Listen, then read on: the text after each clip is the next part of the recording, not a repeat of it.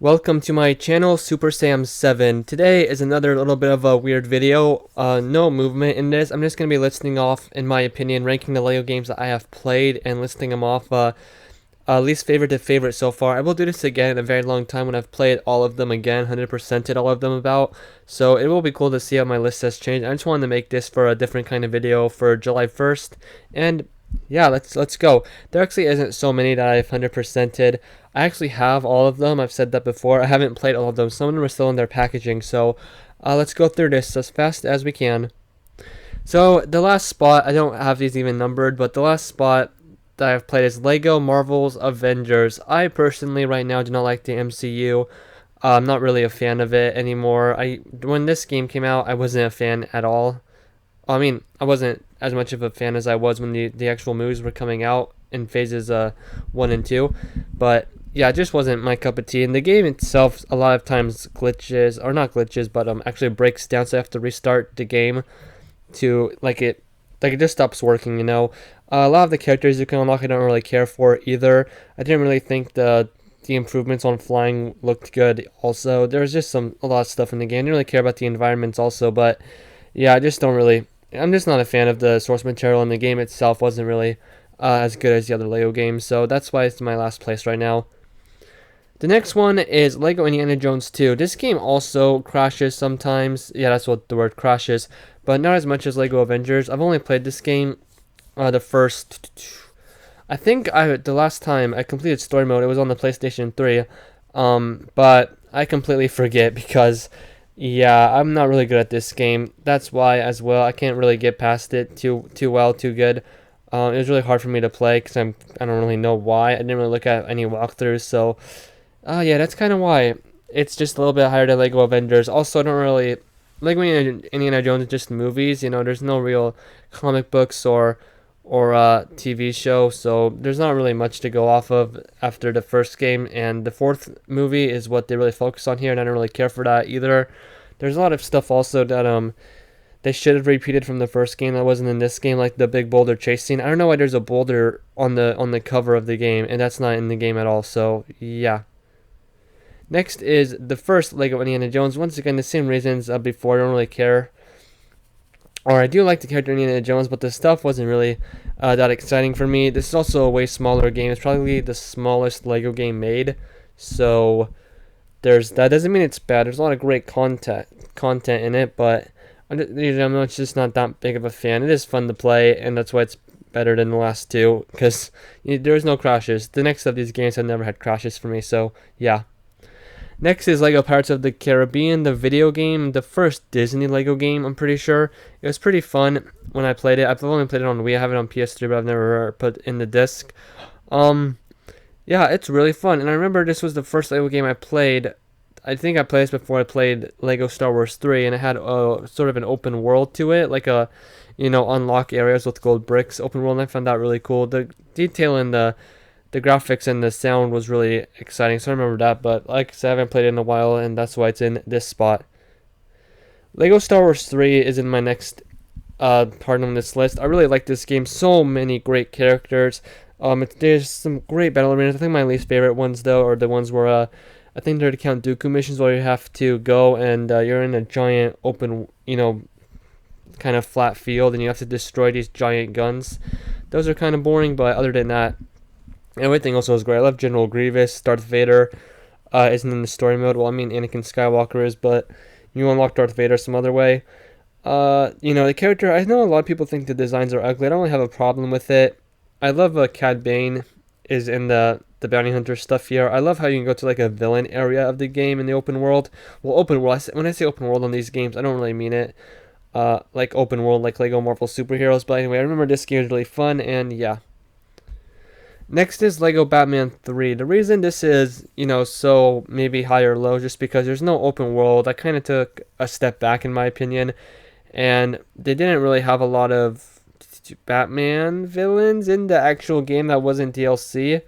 I don't know why Hush was in every game and then he wasn't in Lego's DC Supervillains, but anyway, I didn't really care for the Green Lantern stuff either, especially when you just go to planet to planet. Those are really fast levels, but Yeah, the open world was really one thing that brought it down for me. I love the story though. I really love the story and the voice acting. It's really good, just as good as the next game in the series, Lego DC Super Villains. But when I say that I just didn't really care for this game much, it's not anything with the gameplay, but it was kind of a step back for me. And yeah, that's kind of it. I did love the Adam West stuff. That was a step up for me. Next is the Lego Harry Potter games, in my opinion, the years 1 through 4 and years 5 through 7. Years 5 through 7 is better. I just love these games with the open Hogwarts and how Hogwarts actually changes in the environment and all the detail with the levels. Years 1 through 4, I have played the most of. Lego Harry Potter years 5 through 7, I haven't played as much of, but I can tell you that I like years 5 through 7 even more. So, yeah, I don't really have much to say. I don't really remember a lot of Harry Potter, but when I was playing it, it was really creative. I love how there's 8 different spells for, I don't know, Master's characters, and there's also a lot of tricks and, you know, unlockable rooms with different characters. The one thing I will say, I don't like how you can only unlock characters with the cauldron, so you have to walk back and forth from an area just to change your character. There's no hold Y or triangle, because I play it on PlayStation. No hold triangle just to change characters. You have to do it some other way. But other than that, this is a great game, and yeah. Next up is Lego Marvel Superheroes 2. Once again, this is kind of, I don't know, a little bit of a, with the open world. I like the open world idea. I just kind of wish it was bigger and more detailed. There's not much to destroy in this open world. I'm judging these on open world, it seems like, but yeah. Once again, I don't really care about the characters as much as I did from the first Lego Marvel Superheroes game. There's no Fantastic Four or X-Men. There's too much you know, Captain Marvel in the game and Guardians of the Galaxy. There was some cool, and I don't really care about the cowboy stuff either. So, did love the DLC with Silvermane and Mr. Negative and Cloak and Dagger, blah blah blah. I could keep going on about that. But I did love the level with the Carnum. That was an awesome level with the Spider-Man 2099 and Spider-Gwen and She-Hulk, Miss Marvel, and original Spider-Man all working together. I love King the Conqueror. It's one of my favorite villains in comics. And the fact that this was written by the guy who wrote the King Dynasty storyline, and he did this game story, it was really great. I loved King in it, especially the end battle when he's like looks like a giant. He's fighting a giant Captain America. Oh my gosh, the open world is really great. There was so much to do, and that's why it's higher than the last 2 games. Next is Lego Star Wars: The Complete Saga. Some people might put this as their number 1 just like that, but it's just a very simple Lego game. That's why I like it so much when it comes to positives over the other ones. And, the great character designs as well. When I play it on PlayStation 3, it still looks really great. Yeah, it definitely represents the movies great, the best movies of Star Wars, even Episode 1. They have the perfect characters to choose to play as. It's very memorable and nostalgic. I'm playing it right now on my channel. There's a lot to talk about with this game, which I'll talk about there. Basically just a great game for Lego goers. So, yeah. Next up is Lego Batman 2 DC Superheroes. This game first had, voice acting and open world, and they had every Batman villain that was in the last game in this game, including, they had Damian Wayne and Nightwing as DLC, and they had, some more Superman villains as DLC. They had Black Manta, forget Gorilla Grodd. They had a Flash villain there, Bizarro. Kind of forgetting the other 2, but anyway. So it was a really fun game. I remember playing this right when it came out, and wow, I can't believe it's been so long, but it was so fun to play it, and the graphics look amazing now. I love the open world Gotham City that they created for the Lego theme. There's every kind of iconic place there, like the Botanical Gardens and the Arctic World and Wayne Tower. So, in Arkham Asylum, I like how Captain Boomerang is a Flash villain, and he's in the game, in the actual main game as well. Well, as a boss fight, you can get, well, you'll know if you've played it before. The vehicles are also really detailed and great to use in the open world. So, the story was really great. I know that the story was made into an animated movie. So, well, Lego animated movie. With that said, Superman, Batman, they're basically the main characters to the last 2 levels of the game. So, it was a great way to open up the open world and experience. I think so many people have played this game and loved this game, and yeah, I do too. Next up is Lego Batman the video game. This is just pure nostalgia. I remember waiting days for the mail to just counting down the hours almost for me to get this game in the mail when it first came out, and when I did play it, it was so much fun. I played it probably the most out of any other Lego game I have. So yeah, I've 100%ed it. I think 2 or 3 times. There's Mr. Freeze on the cover. I love the villains they chose for this. The original story isn't good, but it's good for a Lego game. You know what I mean? Like it's not AAA or anything. Um, yeah, there's a lot of Batman the animated series in the music and the references to like the movies as well, like Penguin and Catwoman working together, or the Joker and the Bell Tower stuff from Batman 1989, and the animated series stuff like the do. Well, I guess not. Maybe Mr. Freeze just from the animated series, and Harley Quinn was in the game. I think this was her first video game. No, it wasn't her first video game appearance, but it was definitely her biggest one at the time. Yeah. Anyway, so I really love this game. I could praise it for days, and I probably will. But next is Lego DC Supervillains. Villains. This is the perfect Lego DC game, open world, so many characters, such a great story and voice acting. It is so much fun, and it recently came out. And it's one of my favorite Lego games. That well, obviously, it's at number 2 on the list. So yeah.